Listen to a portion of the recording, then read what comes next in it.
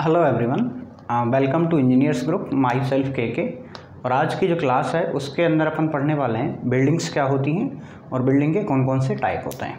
तो देखो, सबसे पहले यदि मैं बात करूं बिल्डिंग क्या होती है, तो बिल्डिंग कोई ऐसी चीज़ है, या फिर अपन ऐसा कह सकते हैं, इसको ऐसे डिफाइन किया जा सकता है, यानी ऐसे परिभाषित किया जा सकता है कि कोई भी मटेरियल जिसको अपन फाउंडेशन, वॉल और उसके साथ में क्या होगी, फ्लोरिंग मटेरियल, रूफिंग, इन सारी चीज़ों को एक साथ कंबाइन कर दिया जाए और उसको किसी पर्पज़ के लिए यूज किया जाए, चाहे वो कोई सा भी पर्पज़ हो, चाहे अपन उसको रहने के लिए पर्पज़ से यूज़ करें या फिर उसके एजुकेशनल यानी कोई कॉलेज की तरह यूज़ करें। ठीक है, मतलब मेन चीज़ तो क्या याद रखनी, ये इसके अंदर कौन कौन से तो कंपोनेंट होने चाहिए, दूसरा इसका यूज कहाँ कर सकते हैं और इसके अंदर क्या क्या नेसेसरी थिंग्स होनी चाहिए, जैसे कि वॉशरूम होना चाहिए, है ना। तो ये मेन चीज़ हैं जो कि एक बिल्डिंग के अंदर होनी चाहिए। बाथरूम होना चाहिए, स्टेयर्स होने चाहिए। यदि मैं डेफिनेशन की बात करूं तो देखो, डेफिनेशन क्या होगी, a building can be defined, a building can B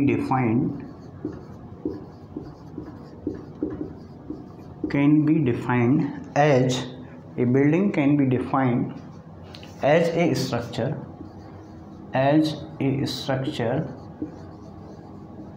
which consist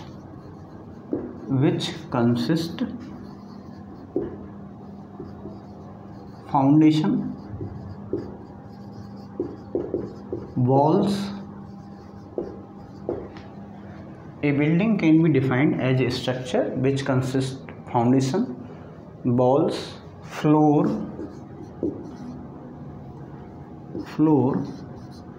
and roof covering material,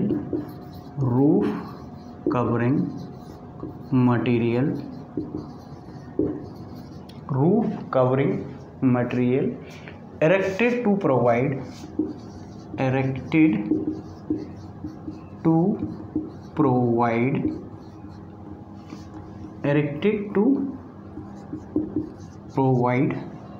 यानी कि अपन ने क्या किया, a building can be defined as a structure which consist, या फिर कंसिस्टिंग कह सकते हैं, consisting foundation, walls, floor and roof covering materials erected to provide covered space for different uses, provide covered space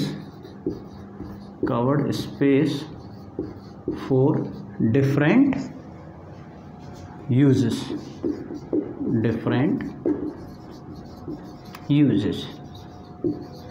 ठीक है। like as यानी कैसे कैसे हो सकते हैं, जैसे कि डिफरेंट यूज है,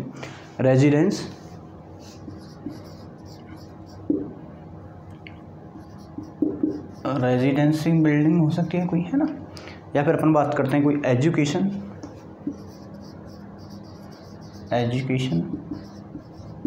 बिजनेस। एजुकेशन का क्या हो सकता है भाई, कोई भी आपको यदि बिजनेस करना है तो उसके लिए स्पेस चाहिए, बिजनेस ETC। देखो, अभी तक तो अपने डेफिनेशन की बात करी कि भाई बिल्डिंग क्या होती है। तो बिल्डिंग क्या होती है, एक ऐसा स्ट्रक्चर है जिसके अंतर्गत फाउंडेशन होगा, उसके अंदर वॉल होगी, उसके अंदर फ्लोर होगा नीचे का, उसके अंदर रूफिंग मटेरियल होगा। इस सब से इसको सबको कंबाइन करके यानी इरेक्ट करके एक अपन ने कवर्ड स्पेस बनाना है, ठीक है, जिसको डिफरेंट यूज़ के लिए अपन काम लेंगे, यानी डिफरेंट यूज़ के लिए काम लेंगे। तो कैसा हो सकता है डिफरेंट यूज़ में अपन क्या कर सकते हैं, कोई रेजिडेंस हो सकता है यानी जहाँ पे अपन रहते हैं, कोई एजुकेशन बिल्डिंग हो सकती है जहाँ पे एजुकेशन दी जाती है, या फिर कोई अपने बिजनेस करना है, या फिर कोई मैन्युफैक्चरिंग कर रहे हैं आप वहीं पे, या फिर कोई भी स्टोरेज है, या फिर अपन बात करते हैं कोई हॉस्पिटल है जहाँ पे अपन को हॉस्पिटलाइज किया जाता है, या फिर कोई इंटरटेनमेंट का हो सकता है, या फिर कोई अपना धार्मिक स्थल हो सकता है, जैसे मॉस्क होता है, टेम्पल होता है, चर्च, है ना, यानी जहाँ पे अपन क्या करते हैं, वर्शिप करते हैं, एक तरह से पूजा पाठ पे काम करते हैं, विद ऑल द सर्विसेज। अब इसमें क्या लिखना है, ये तो है ही, with all the services like, कौन कौन सी सर्विस होनी चाहिए भाई, एक तो क्या होना चाहिए सबसे पहले, बाथरूम, ठीक है, लाइक बाथ,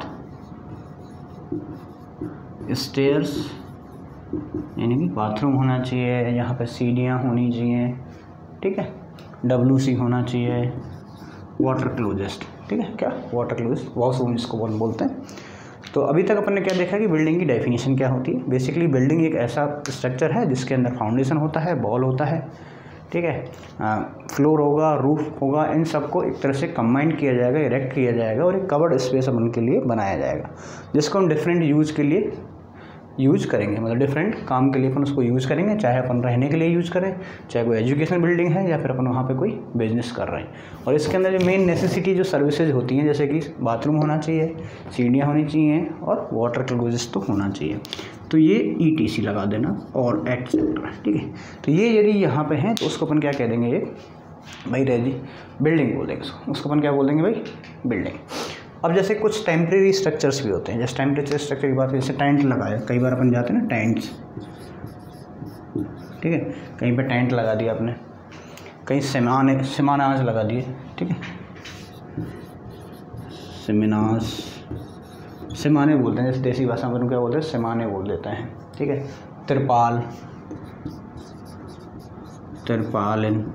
ठीक है, तिरपाल की बात कर ली अपन ने। कोई शेल्टर होम या स्लम्स बना देते हैं, शेल्टर्स, स्लम, ठीक, यानी ये चीज़ उसके अंतर्गत नहीं आएंगी बिल्डिंग के अंदर। क्या चीज़ नहीं? टेंट, जैसे जो लोकली लगा देते हैं ना अपन, कहीं भी कोई छोटा मोटा फंक्शन करना है, टेंट लगा दिया या फिर साइडों में सामाने लगा दिए, कहीं भी अपन जैसे बाहर जाते हैं, कहीं घूमने फिरने के लिए जा रहे हैं, यानी ऐसा कोई टेम्प्रेरी स्ट्रक्चर जिसके अंदर फाउंडेशन नहीं होती है, ठीक है। या तो अपन इसको ऐसा कह सकते हैं कि टेंट हो गया, सिमाना हो गया, तिरपाल हो गया, शेल्टर रूम हो गया, स्लम के लिए हो गया, जो कि without foundation and wall, without foundation and walls, ये कंपोनेंट हैं, तो इनको अपन क्या करेंगे, not considered as a building, not, आप इसको ऐसे लिख सकते हैं, temporary structure, temporary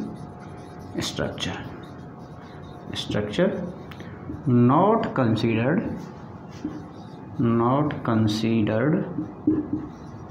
as buildings. यानी आपको इसके अंतर्गत सिर्फ जो टेम्परेरी जो वाले हैं उनको इंक्लूड नहीं करना है जब भी आपसे बिल्डिंग के लिए पूछा जाए। यानी कि उसके परमानेंट क्या होनी चाहिए, फाउंडेशन होनी चाहिए, उसके अंदर बॉल होनी चाहिए, रिजिड रूफ होना चाहिए, ठीक है, ये सारी चीज़ें होंगी तो बिल्डिंग के अंदर आएगी। वहीं यदि आपके अंदर एक टेंट आ गया, सामान आ गया, तिरपाल आ गया, शेल्टर हो गया, यानी जिनकी कोई फाउंडेशन प्रोवाइड नहीं की जाती है, फिर वॉल्स प्रोवाइड नहीं की जाती हैं, ऐसे जो टेम्परेरी स्ट्रक्चर होते हैं उनको अपन बिल्डिंग्स के अंतर्गत कंसीडर नहीं करते हैं। अब नेक्स्ट जो अपना टॉपिक आता है वो आता है टाइप्स ऑफ बिल्डिंग। देखो बेसिकली क्लासिफिकेशन अपनी बिल्डिंग का करते हैं, टाइप्स या फिर मैं क्लासिफिकेशन कहना चाहूँ, दोनों की बात एक ही है। तो क्लासिफिकेशन से काफ़ी अच्छा क्वेश्चन यहाँ पे बनते हैं, और क्लासिफिकेशन में भी अपन दो तरह के क्लासिफिकेशन यहाँ पढ़ने वाले हैं, ठीक है। तो एक बार मैं एक फ्लो चार्ट बना देता हूँ टाइप्स का, क्लासिफिकेशन का, क्लासिफिकेशन ऑफ बिल्डिंग का, उसके बारे में अपन बात करेंगे।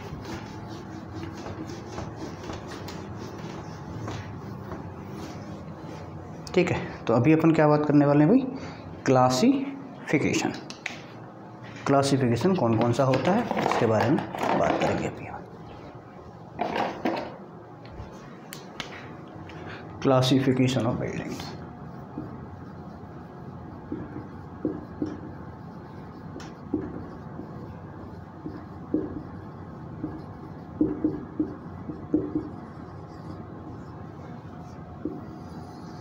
कौन कौन सा क्लासिफिकेशन होता है। मेनली देखो बिल्डिंग को जब भी अपन बात करते हैं तो दो तरह का क्लासिफिकेशन किया जाता है। एक तो उनके क्या किया जाता है, ऑक्यूपेंसी के अकॉर्डिंग, यानी कि अपन इसको कहाँ ऑक्यूपाइड कर रहे हैं, कहाँ उसको अपन यूज़ कर रहे हैं, किस पर्पज से कर रहे हैं, इसी को अपन नेशनल बिल्डिंग कोड यानी NBC के अकॉर्डिंग क्लासिफिकेशन कहते हैं। तो फर्स्ट जो क्लासिफिकेशन रहेगा वो तो अपना रहेगा based on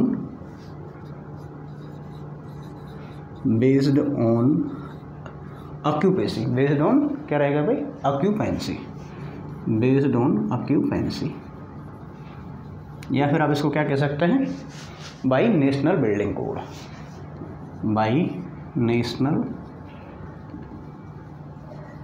building code. National building code के अकॉर्डिंग बिल्डिंग को कौन कौन से टाइप से NBC अपन इसको बोल देते हैं क्लासीफाई किया गया है। तो मेनली NBC ने ऑक्यूपेंसी यानी किस पर्पस से अपन उसको यूज़ कर रहे हैं उसके अकॉर्डिंग क्या किया है, बिल्डिंग का क्लासिफिकेशन किया है। सेकंड जो क्लासिफिकेशन सिस्टम आता है वो आता है according to structure system. Based on structure system.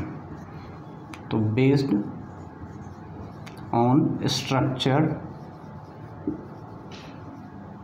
या फिर स्ट्रक्चरल सिस्टम, यानी किस तरह के सिस्टम से इसको बनाया गया है। ठीक है, अभी इनके और ब्रीफ में अपन बात करेंगे। जैसे सबसे पहले अपन बात करें स्ट्रक्चरल सिस्टम की बात करें, स्ट्रक्चर लिख दो या फिर स्ट्रक्चरल सिस्टम लिख दो, कोई फ़र्क नहीं पड़ता है।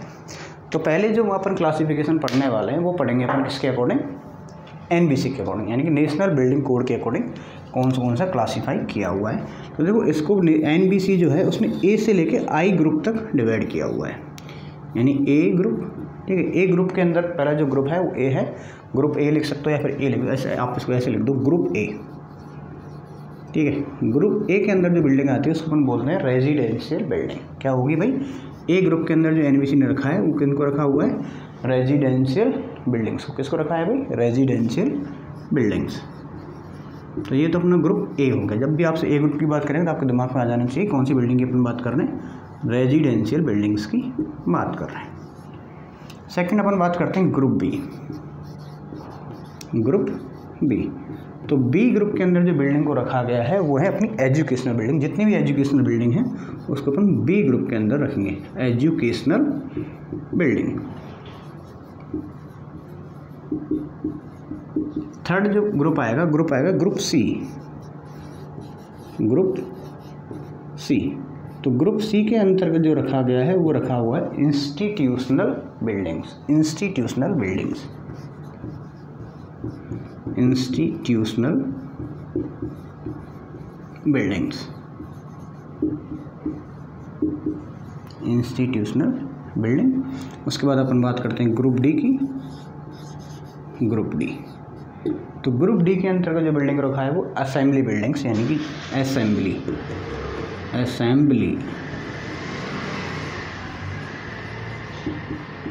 बिल्डिंग को अपने ग्रुप D के अंतर रखा हुआ है। ग्रुप E के अंदर मैं बात करूं तो ग्रुप E के अंदर जो बिल्डिंग्स होंगी वो होंगी अपनी मर्सेंटाइल बिल्डिंग्स। कौन सी होंगी भाई, सॉरी, बिजनेस बिल्डिंग। E के अंदर जो आएंगी वो अपनी क्या आएंगी भाई, बिजनेस बिल्डिंग। बिजनेस बिल्डिंग से आप क्या समझते हैं, जहाँ पे कोई भी छोटा मोटा बिजनेस कंडक्ट किया जा रहा हो, आपका कोई सब्जेक्ट छोटा हो चाहे बड़ा हो, किसी भी लेवल का हो सकता है, तो उसको बिजनेस बिल्डिंग अपन बोल देंगे। तो ये होगी अपनी बिजनेस बिल्डिंग। नेक्स्ट अपन बात करते हैं ग्रुप F की। यदि ग्रुप F की बात करूं तो इसके अंदर जो बिल्डिंग्स आएंगी वो आएंगी अपनी कौन सी, मर्सेंटाइल बिल्डिंग्स। कौन सी आएंगी भाई, मर्सेंटाइल बिल्डिंग्स। मर्सेंटाइल बिल्डिंग्स, अभी इनके बारे में अपन डिटेल में डिस्कस करने वाले हैं, सब बिल्डिंग्स के बारे में। ये कौन सी बिल्डिंग के अंदर क्या यूज़ किया जाता है, उसका क्या क्राइटेरिया होता है। उसके बाद ग्रुप G की बात करते हैं। ग्रुप G के अंदर जो बिल्डिंग्स आती हैं उसको हम बोलते हैं इंडस्ट्रियल बिल्डिंग्स। कौन सी होती है भाई, industrial buildings. Next group H। ठीक है, G के बाद क्या आता है H, तो H जो होगा उसमें आएगा storage building, storage buildings. And last जो है वो है ग्रुप I, और I के अंदर जो बिल्डिंग आती है उनको अपन बोलते हैं हैजार्डस बिल्डिंग। कौन सी होती है भाई, हैजार्डस बिल्डिंग्स। तो देखो ये जो क्लासिफिकेशन है वो क्या है, एक्यूपेंसी के अकॉर्डिंग है। किसके अकॉर्डिंग है भाई, एक्यूपेंसी के अकॉर्डिंग, यानी कि किस चीज़ के लिए उस स्पेस को एक्वायर्ड किया हुआ है, किस के लिए अपने उसको घेरे हुए हैं या फिर किस यूज अपन ले रहे हैं। ठीक है, तो जब भी आपसे पूछा जाए कि आप क्लासीफाई करो एक्यूपेंसी के अकॉर्डिंग, या फिर आपसे पूछा जाए कि NBC के अकॉर्डिंग बिल्डिंग्स को कितने क्राइटेरिया के अंतर्गत डिवाइड किया हुआ है, तो ग्रुप A से लेके कहाँ तक किया हुआ भाई, ग्रुप A से लेके I तक ग्रुप में क्या किया हुआ है, डिवाइड किया हुआ है अपनी बिल्डिंग्स को। ये किसके अकॉर्डिंग है, ये है अपने नेशनल बिल्डिंग कोड के अकॉर्डिंग। ठीक है, ग्रुप I हैजार्डस बिल्डिंग है। ग्रुप I कौन सी है भाई, हैजार्डस बिल्डिंग है। क्लियरली दिख रहा है, ये नहीं दिख रहा है, इसको मैं थोड़ा सा और ऊपर लिख देता हूँ हैजार्डस को। ठीक है, यदि यहाँ पे आपको नहीं दिख रहा है तो इसको मैं यहाँ लिख देता हूँ। चलो ग्रुप आई तो है ही, ठीक है, थोड़ा सा इसको इसी में एडजस्ट कर लेते हैं। ग्रुप आई, और आई का मतलब होता है हैजार्डस, ठीक है, हैजार्डस HUILDING, हैजार्डस बिल्डिंग। तो ग्रुप ए से लेके आई तक का जो क्लासिफिकेशन रहा वो किसके अकॉर्डिंग रहा? एक तो ऑक्यूपेंसी के अकॉर्डिंग, या फिर आप इसको ऐसा भी कहना चाहेंगे NBC के अकॉर्डिंग। ये क्या है? मेरा क्लासिफिकेशन सिस्टम है। और इसको आप यदि याद करना चाहें तो इसको छोटा सा आप देखो, जैसे फर्स्ट वर्ड को आप उठा लो यहाँ से, ठीक है। जैसे कि अपन फर्स्ट वर्ड की बात करें तो इसमें से क्या हो जाएगा? R, ठीक है, यहाँ से E को उठा लिया, यहाँ से I को उठा लिया, ये B आ गया, उसके बाद में M, I, S और H। तो आप चाहो तो इसको, वैसे तो आपको कोई ट्रिक याद नहीं करनी है, ये डायरेक्टली याद करनी है आपको। ग्रुप ए से लेकर, ग्रुप ए में रेजिडेंशियल बिल्डिंग है, बी के अंदर एजुकेशनल है, सी के अंदर इंस्टीट्यूशनल है, डी के अंदर असेंबली बिल्डिंग है, ई के अंदर बिजनेस बिल्डिंग है, एफ के अंदर मर्सेंटाइल बिल्डिंग है, जी के अंदर इंडस्ट्रियल बिल्डिंग है, एच के अकॉर्डिंग स्टोरेज एंड हैजार्डस। अब चाहो तो आप इसको याद रखते हो रिया, थोड़ी सी ध्यान रखना, रिया की स्पेलिंग क्या है? रिया, REIA, रिया, बी मिस, रिया बी मिस, मिस की स्पेलिंग में MISH है यहाँ पर। तो आप ऐसे छोटी मोटी कोई ट्रिक बना सकते हो जिससे याद रहे आपको, ये सीरियल याद रहे, रिया बी मिस, रिया मिस बनकर होगा, ठीक। तो ये तो क्लासिफिकेशन किसके अकॉर्डिंग हो गया भाई? अपना NBC के अकॉर्डिंग। सेकंड जो क्लासिफिकेशन अपन ने पढ़ना है वो पढ़ना है बेस्ड ऑन स्ट्रक्चर सिस्टम। तो स्ट्रक्चरल सिस्टम के अकॉर्डिंग जो बिल्डिंग्स उसको 3 टाइप में डिवाइड किया हुआ है, यानी किस तरह से आपने इसके कंस्ट्रक्शन किया हुआ है, स्ट्रक्चर को किस तरह से डिफाइन किया हुआ है। तो पहला जो टाइप होता है स्ट्रक्चर क्लासिफिकेशन का वो होता है अपना लोड बियरिंग स्ट्रक्चर, यानी ऐसा कोई स्ट्रक्चर जो डायरेक्टली लोड को ले रहा हो, लोड बियरिंग स्ट्रक्चर, ये अपना हो गया पहला टाइप। सेकंड जो अपना होता है उसको अपन बोलते हैं फ्रेम्ड स्ट्रक्चर। सेकंड जो क्लासिफिकेशन होता है वो होता है अपना फ्रेम्ड स्ट्रक्चर होता है। और तीसरा जो होता है उन दोनों को क्या होता है भाई? कंबाइंड, या फिर उसको अपन बोल सकते हैं कंपोजिट स्ट्रक्चर। क्या बोल देते हैं भाई? Composite structure. तो कंपोजिट का मतलब क्या होगा? इसके अंदर कुछ बॉल तो क्या होंगी? लोड बियरिंग होंगी, और कुछ अपनी क्या रहेंगी भाई? फ्रेम स्ट्रक्चर रहेंगी। तो अभी अपन ने सबसे पहले क्या पढ़ा कि बिल्डिंग्स क्या होती है। तो बिल्डिंग क्या है? बिल्डिंग इज डिफाइंड, मतलब बिल्डिंग एक ऐसा structure, building is a structure which defined as consisting of foundation, walls, floor and roofs covered a space that is used such as residence, hospital, assembly, institute। यानी क्या हुआ? Building ऐसा structure है जिसके अंदर फाउंडेशन होता है, वॉल होता है, रूफ होता है, फ्लोर होता है, इन सबसे कवर इरेक्ट करके एक कवर स्पेस बनाया जाता है। और उस स्पेस को आप चाहे आप रहने के लिए यूज़ करो, चाहे कोई हॉस्पिटल के लिए यूज़ करो, चाहे एजुकेशन के लिए यूज़ करो, वो बिल्डिंग हो जाता है। उसके अंदर कुछ एक नेसेसिटी सर्विसेज होती हैं, जैसे बाथरूम होना चाहिए, वॉशरूम होना चाहिए, स्टेयर्स होनी चाहिए, ये कुछ उसकी नेसेसरी थिंग्स थी। इसके अलावा अपन ने बात करी कि कौन सी बिल्डिंग को कंसीडर नहीं किया जाता, जैसे कि जो लोकली अपन बनाते हैं, टेम्परेरी स्ट्रक्चर बनाते हैं, चाहे वो टेंट हो, चाहे वो आपने समाना लगाया हो, चाहे आपने त्रिपाल लगाई हो, ठीक है, चाहे आपने कोई शेल्टर रूम बनाया हुआ है या फिर कोई स्लम एरिया के लिए बनाया हुआ है, जिसका कोई फाउंडेशन नहीं होता है। मेनली अपन ऐसा मानते हैं कि ऐसा कोई टेम्परेरी स्ट्रक्चर जिसके अंदर कोई फाउंडेशन नहीं होता है, कोई वॉल्स नहीं होते हैं, और उसको थोड़े टाइम बाद वहाँ से शिफ्ट कर दिया जाता है। तो ऐसे जो स्ट्रक्चर हैं उसको रेजिडेंशियल बिल्डिंग के अंदर इंक्लूड नहीं किया जाता है। उसके बाद अपन ने क्लासिफिकेशन किया है। तो बिल्डिंग की क्लासिफिकेशन अपन 2 टाइप से करते हैं। एक तो अपना होता है अकॉर्डिंग टू ऑक्यूपेंसी, और दूसरा होता है स्ट्रक्चर सिस्टम।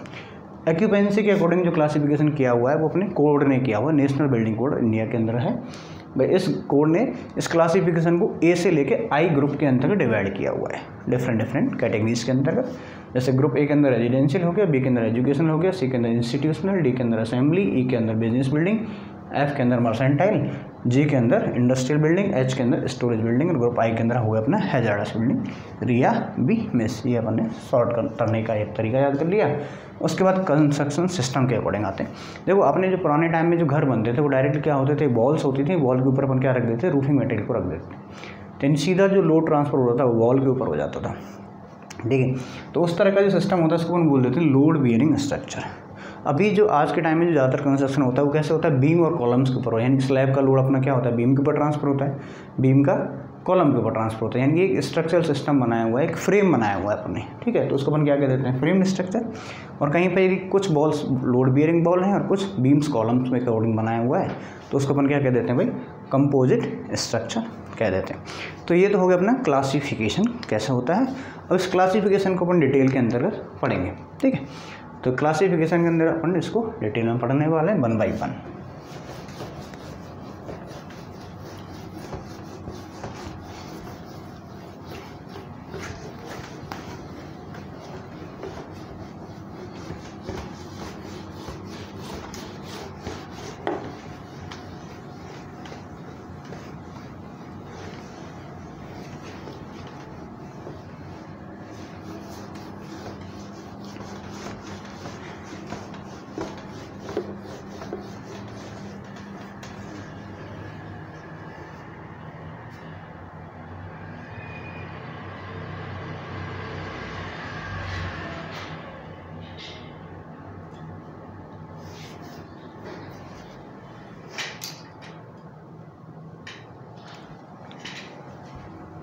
हाँ जी, जैसे कि अपन फर्स्ट बात करते हैं, अपन फर्स्ट बात कर रहे थे अकॉर्डिंग टू NBC या फिर अकॉर्डिंग टू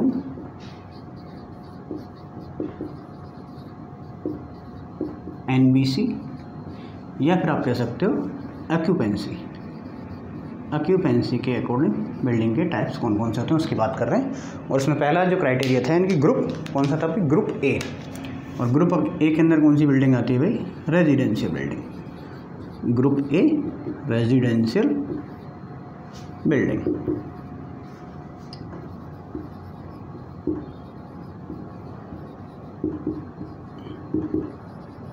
ठीक। तो अपनी ग्रुप ए के अंदर कौन सी आ गई, रेजिडेंशियल बिल्डिंग। तो आप ये बताइए रेजिडेंशियल बिल्डिंग से आप क्या समझते हैं भाई, रेजिडेंशियल बिल्डिंग से मतलब क्या है, ऐसा कौन सा ग्रुप है जिसके अंदर अपन जैसी बिल्डिंग को अपन रेजिडेंस के अंदर इंक्लूड कर सकते हैं। तो कोई भी बिल्डिंग जहाँ पे अपने के लिए एक तो क्या सोने के लिए एकोमोडेशन प्रोवाइड किया हो सिर्फ रेजिडेंशियल पर्पस से, जिसके अंदर भले से चाहे कुकिंग की फैसिलिटी ना हो, डाइनिंग की फैसिलिटी ना हो, ठीक है, और या फिर हो भी सकती हैं, विद और विदाउट दोनों ही के अपन इसको कंसीडर किया जाएगा। एक्सेप्ट ऐसी कोई बिल्डिंग जो कि अपनी कैसी नहीं है, एजुकेशनल बिल्डिंग नहीं है या फिर इंस्टीट्यूशनल बिल्डिंग नहीं है। इसके अलावा जो भी बिल्डिंग्स हैं उसको अपन किस में कंसीडर करेंगे, रेजिडेंशियल बिल्डिंग। तो रेजिडेंशियल बिल्डिंग की अपन डेफिनेशन देख रहे हैं। तो building which are provided, the buildings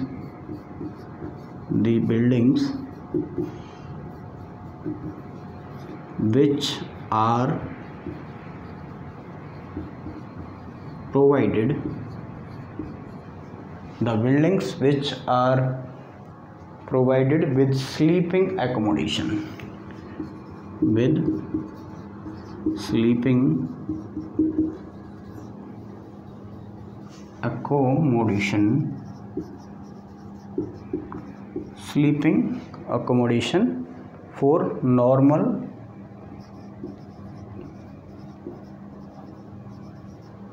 ऐसी building, the buildings which are provided with sleeping accommodation for normal residential purpose, for normal residential purposes, normal residential purposes with और without cooking और dining, with और without cooking और dining,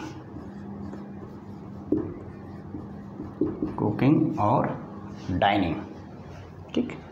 both और both the facility, चाहे दोनों की बात कर सकते हैं या फिर दोनों की, और both the facilities, both the facilities,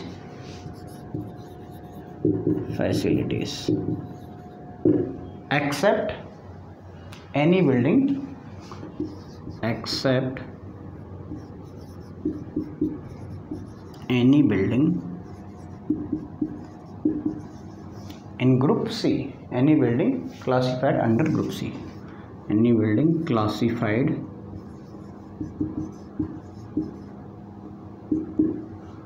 under group C, और ग्रुप सी के अंदर कौन सी थी, टी अभी मिस, यानी इंस्टीट्यूशनल को छोड़कर। यानी कोई भी एक रेजिडेंशियल बिल्डिंग की आपसे पूछे कि रेजिडेंशियल बिल्डिंग क्या होती है, तो रेजिडेंशियल बिल्डिंग ऐसी बिल्डिंग होती है जिसको किसके लिए प्रोवाइड किया जाता है, नॉर्मली स्लीपिंग एकोमोडेशन के लिए प्रोवाइड किया जाता है, जिसके अंदर चाहे कुकिंग और डाइनिंग की फैसिलिटी हो, दोनों की हो या फिर दोनों ही ना हो, कोई फ़र्क नहीं पड़ता इससे, ठीक है। तो वो जो बिल्डिंग रहेगी वो अपनी क्या रहेगी भाई, रेजिडेंशियल बिल्डिंग रहेगी। इसमें से क्या कर देना, सिर्फ जो ग्रुप सी है जो है इंस्टीट्यूशनल बिल्डिंग है उसको हटा देना है। तो ऐसी जो बिल्डिंग रहेगी अपनी वो क्या रहेगी भाई, रेजिडेंशियल बिल्डिंग। अभी जो रेजिडेंशियल बिल्डिंग है इसको भी और छोटे छोटे पार्ट्स के अंदर कन्वर्ट किया हुआ है, सब डिवाइड किया हुआ है। It is also the building group A is further divided into 5 groups. Group A is further divided into 5 subgroups, 5 सबग्रुप्स। यानी जो ग्रुप ए है उसको 5 ग्रुप्स के अंदर और फर्दर डिवाइड कर दिया। जैसे सब पहला सब ग्रुप हो जाएगा सब ग्रुप A1, ठीक है। कौन सा हो गया, A1 की बात करें तो A1 के अंदर जो बिल्डिंग्स आती हैं वो आती है नॉर्मली लॉजिंग या फिर रूमिंग ऑफ हाउसेस, लॉजिंग और रूमिंग। जैसे अपन कह रहे हैं नॉर्मल लॉज के लिए इसको यूज़ किया हुआ है, या फिर नॉर्मली हाउस बना दिए हैं, रूमिंग हाउसेस बना दिए हैं, तो उसमें जो कैटेगरी होती है वो अपनी क्या होती है भाई, वो A1 ग्रुप के अंदर आती है। वहीं यदि मैं सब ग्रुप A2 की बात करूं तो मेनली जो A2 के ग्रुप के अंदर जो आती हैं वो आती हैं जिसके अंदर छोटी फैमिली रहती हैं अपनी, ठीक है, 1 और 2 फैमिली प्राइवेट ड्वेलिंग, 1 और 2 फैमिली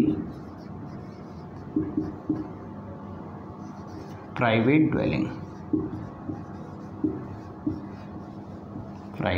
ड्वेलिंग, यानी कि एक और एक से अधिक फैमिली प्राइवेटली कहीं भी रह रही हैं, ठीक है। तो उसको अपन क्या किस कैटेगरी अंदर करेंगे, ग्रुप A2 के अंदर बात करेंगे। फिर आपने सुना होगा जैसे कहीं अपन टूर वगैरह पर जाते हैं, डॉर्मेटरीज क्या होती है भाई, डॉर्मेटरीज यानी यहाँ पे एक पूरा बड़ा हॉल होता है, उसके अंदर बहुत सारे बेड लगा दिए जाते हैं, ठीक है। तो उसको अपन क्या कहते हैं भाई, डॉर्मेटरीज। वो मेनली रेजिडेंशियल एक हॉल होता है, तो उसको अपन ग्रुप 3 में डिवाइड करते हैं A3 के अंदर कौन सी आएगी भाई, डॉर्मेटरीज। कौन सी आएगी, डॉर्मेटरीज। बेसिकली क्या होता है, एक बड़ा रूम होता है, उस रूम के अंदर क्या होते हैं छोटे मतलब साइडों में बेड लगा दिए, जैसे लगातार 40 या 50 बेड आपने लगा दिए आपने, उसको अपन क्या कह देते हैं भाई, डॉर्मेटरीज। ये हॉस्टल्स में भी कई बार किया जाता है, ठीक है। तो डॉर्मेटरीज